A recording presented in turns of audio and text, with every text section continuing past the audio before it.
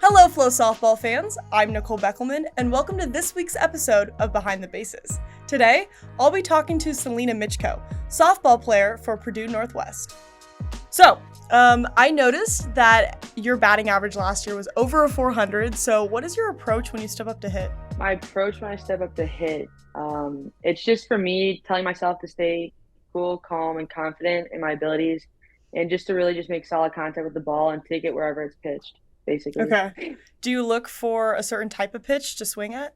Not really. If I had to, it'd be like a nice low inside pitch, but that's about it.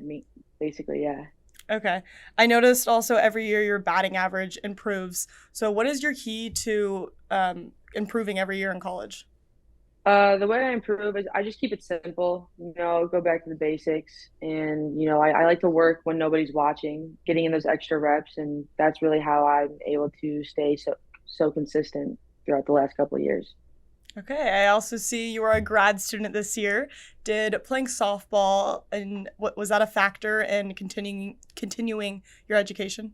I always wanted to further my education, but being able to play softball at the same time, it's an honor and a blessing, really. Yeah. Okay.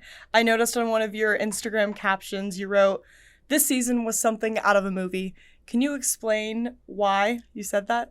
I said that because it was something that I had never dreamed of, like being a leader in a couple of the categories in our GLIAC conference and then hitting 14 home runs that season and receiving the Female Athlete of the Year award and a couple other accolades. Like that was just something that I had never dreamed of happening. All I do is I just go out there and play the game that I love, and everything just kind of came to me at that point. So that's why it felt like a movie. Everything felt so surreal. How big of an honor was it for you to receive all of those accolades?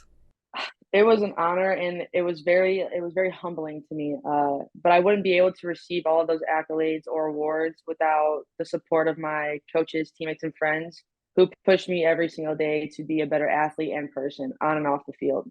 As being a very experienced college athlete, what do you think is the biggest thing that college athletes struggle with today?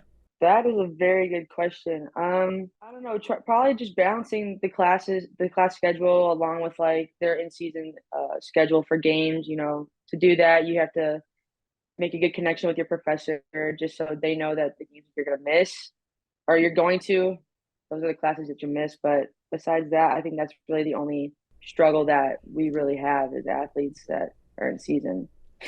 Have you ever had any mean teachers that like won't give you an extension on an assignment when you have a game?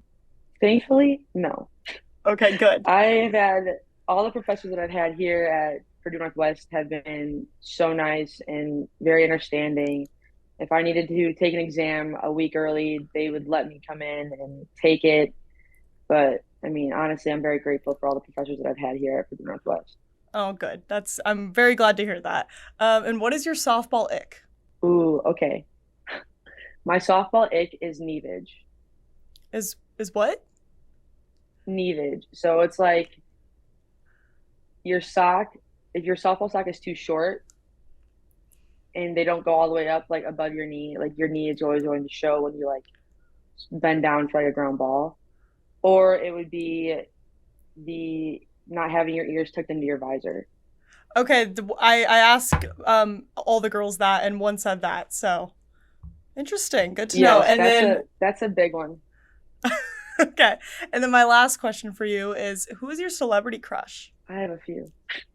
Let's hear But 'em. if I had to pick one, it would be Chris Hemsworth would be Okay, yes, Thor, him big Thor girl. or yes, when I watched the Marvel movies for the first time, I was sold.